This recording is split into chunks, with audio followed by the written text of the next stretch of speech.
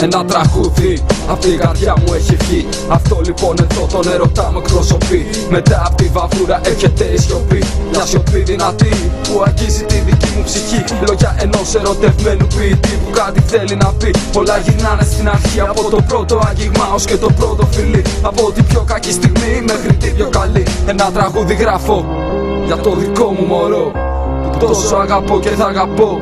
Γιατί έτσι έμαθα να ζω με ένα γυναικείο φυλακά αγγελό. Αυτό γουστάρω, το θέλει μοίρα και η καρδιά μου να ραπάρω και να ζω και να είμαι δίπλα στην κοπέλα που αγαπώ. Είναι τραγούδι για το δικό μου μωρό που είναι δίπλα μου καιρό. Όταν μιλάει μιλάω, όταν πονάει πονάω, όταν στα μάτια με κοιτάει την κοιτάω κι εγώ. Είναι τραγούδι σου λέω για το δικό μου μωρό που στέκεται στο πλάι μου σαν βράχος. Αυτό χρειάζομαι για να μην νιώθω μονάχος. Γι' αυτό τη νοιάζομαι και τη στηρίζω με πάθος, δεν έχει λάθος.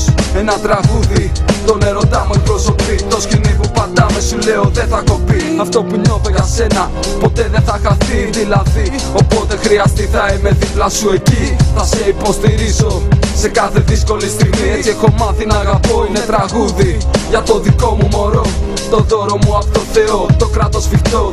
Δεν το αφήνω, όλα τα δίνω για εκείνο και δεν το παραμελώ. Γιατί χωρίς αυτό δεν ξέρω που θα πάταγα ή αν θα ήμουν εδώ. Κάθε βράδυ κοιτώ τον ουρανό πριν κοιμηθώ. Ποιος Θεός μου έστειλε τον άγγελο αυτό? Απορώ, απάντηση δεν παίρνω.